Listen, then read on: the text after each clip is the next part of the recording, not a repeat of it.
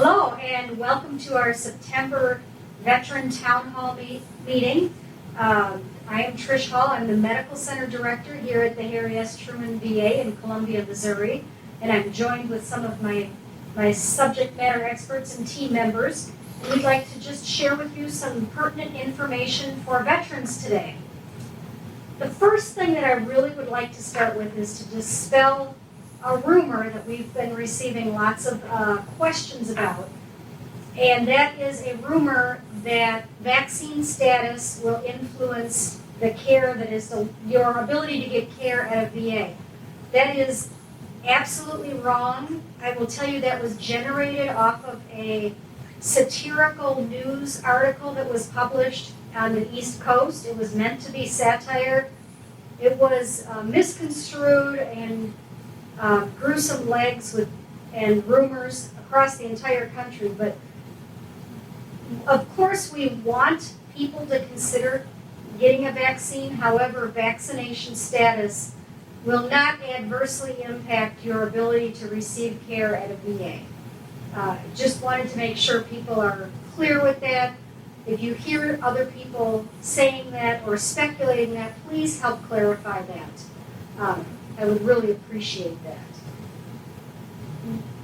And on the topic of vaccines, we do have lots of updates. Things change all the time, and multiple things have changed since the last time we've gotten together with the town hall. So I would like Dr. Zara, our Chief of Staff, and Crystal Aholt, our Executive of High Reliability, to give the latest vaccine updates.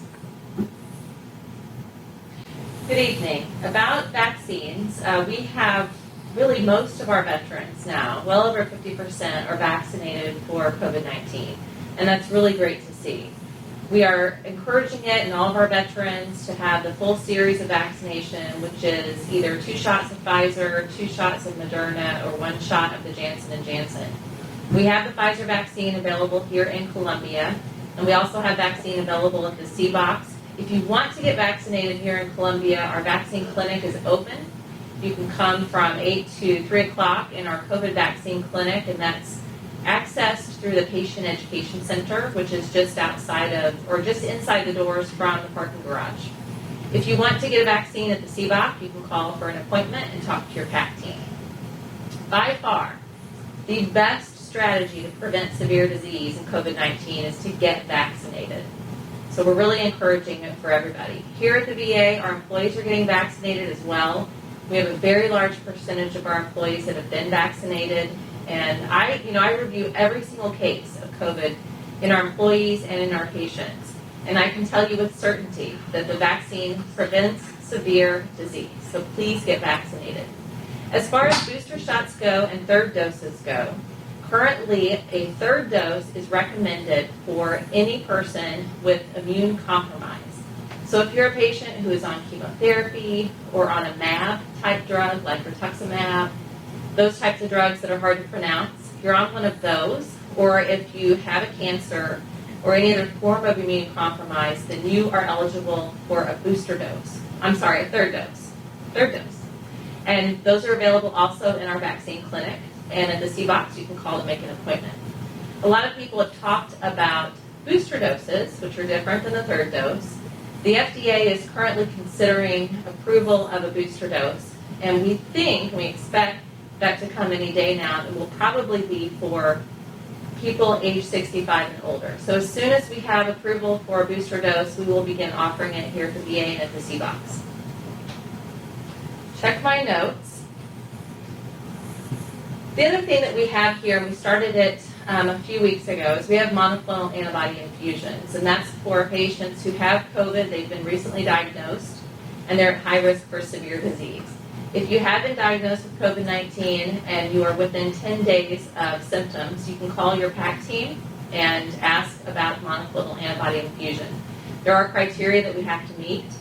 We don't give these infusions to people who have really low risk of severe disease, so if you're wondering about that, just give your PAC team a call really as soon as possible, because the earlier the better for that infusion. Regarding flu shots, it's almost flu season, so we do have our flu shots here at the VA. We're offering those in any primary care clinic, including at the C-Box, and we're also offering it in our drive-through clinic in the parking garage. So come through. That drive-through clinic is open from 8 to 2, Monday through Friday, and we can give you a flu shot. We're also recommending that. We're expecting the flu season to be worse than last year because we're not masking as much as we were last year. We're not shut down. We don't want to be shut down, but we want people to not get sick with the flu, so please get a flu shot. And they can get the flu and the COVID at the same time, just different arms. Right. You can now get the flu shot and the COVID shot at the same time. At the beginning, when we first started offering the COVID vaccine shot, we were told not to give it with other vaccines, but the CDC changed that a few months ago. We just put it in different arms now. So you get a COVID shot in one arm and a flu shot in the other arm. Right, Crystal, anything else? No. Okay. And we'll go to construction update, Andrea. All right. Hi, my name is Andrea Wiggins. I'm the Assistant Director here at Truman VA. I want to give you some construction updates going on our current main campus. So our Community Living Center is undergoing Phase 1 construction out on the northwest side of our parking lot. We're constructing 14 single patient rooms, and that Phase 1 is targeted to be completed in February of 2022. We are also working through demolition of our old step-down unit, and we're going to be backfilling it with our physical medicine and rehab on the 4th floor. We're targeting completion of Phase 1 of that project in February or March of 22. We also are still pending a construction date for our Fisher House project. A few projects that are in design of interest and patient-facing.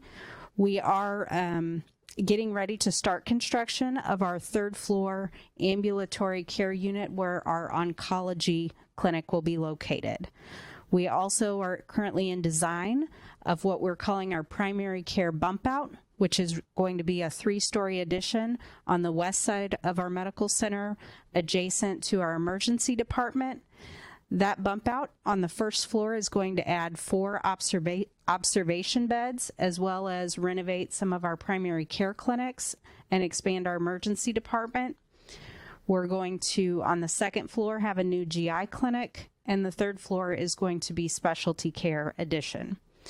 For our community-based outpatient clinics, we do have construction underway to relocate our Sedalia clinic. It'll be kind of down the street and around the corner, and it's projected now to open December timeframe, hopefully December 6th.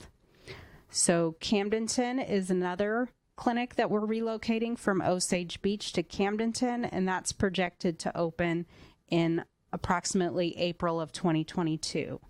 We're also working on an expansion at our existing site of our Waynesville clinic, and that construction has started, and we're looking at completion in early 2022. All 3 of those clinics, we're going to be expanding and adding physical therapy as well as podiatry.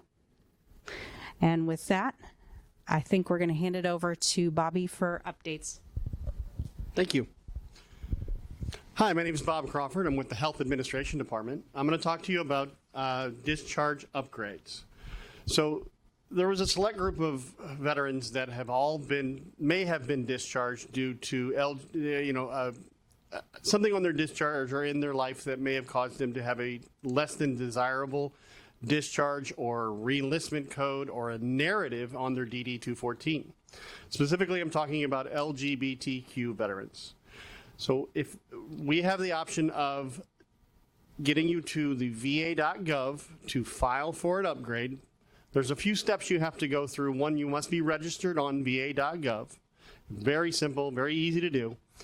And then we can walk you through the steps. We have experts within the building that can also help you fill out a form. We'd be happy to do that. And if you have any questions at all, I would like you to call our Enrollment and Eligibility Department. And that number is 573-814-6000, extension 53071.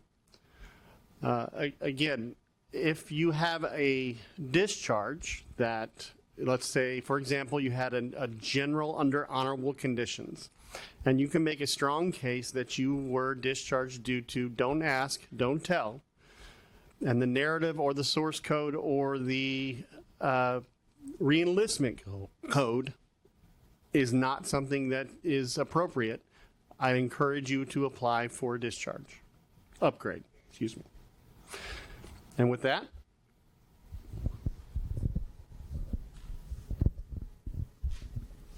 thank you, Bobby. It's great to hear that that is a more streamlined process now, and that we've got experts in our facility that will walk you through that.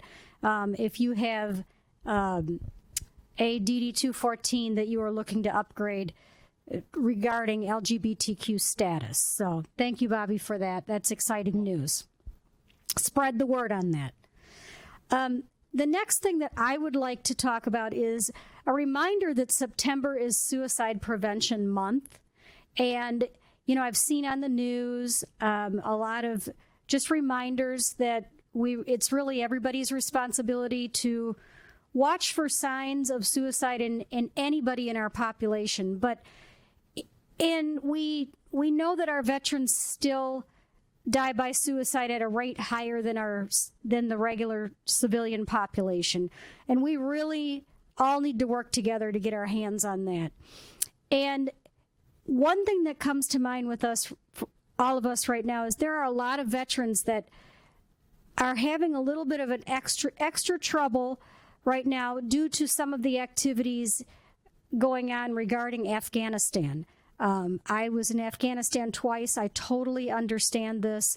And we all need to take responsibility to reach out to one another, make sure everybody's okay. But if any of our veterans, anyone out there actually feels that they need some immediate help because they feel that they personally may be at risk for harming themselves, there is a suicide prevention hotline. And the number is 800-273-8255. And if you're a veteran, please press 1. Again, 800-273-8255. And if you're a veteran, please press 1. So let's all reach out and help one another all the time, but September, we remember this just a little bit more. I want to thank my team that's here. We also have Stephanie Absher, the Associate Director for Patient Care Services, with us if there are any questions regarding nursing, social work. And then I want to thank Crystal, Dr. Zara, Andrea, and Bobby for coming and helping us give some pertinent information to our veterans. Are there any questions in the chat right now? Well, what I want to remind everybody to do is please like this and share this. By liking it and sharing it, it gets to more veterans. I know that virtual and Facebook only touches a portion of our veterans, and that really bothers me. I would love to have some face-to-face. We're just not quite there yet. Because of COVID, we, number one, have to keep people safe. But in the meantime, the best thing we can do to get the word out is to share it with your own veteran friends and family. Any more questions? Any more questions? No? All right, then. Well, before I leave, I want to remind people that this is not the only Veteran Town Hall. Tomorrow, there is a special emphasis town hall for women, a women's town hall tomorrow night at 6:00 p.m. Central Time. And this one's going to be done a little bit differently. This is actually done by a phone call. So I'm going to give you a number, and this phone number activates at 6 p.m. tomorrow night. It's 833-380-0641. Again, that number that activates tomorrow night at 6 p.m. is 833-380-0641. Please also share that with any woman veteran you may know. They may get a tidbit of information of something that's going on specifically for women veterans. Women veterans are our highest growing cohort of patients that we take care of, and so we are developing a lot of new, unique, and innovative care for our female veterans. Are there any questions in the chat? No? Well, there are no questions in the chat, but you can always reach out and ask a question at any time. Just call our facility, Tell them what your question is, and our operators will get you to that right person that can answer your question. Thank you very much for joining us, and please like and share so that other veterans can see this as well. Have a good evening.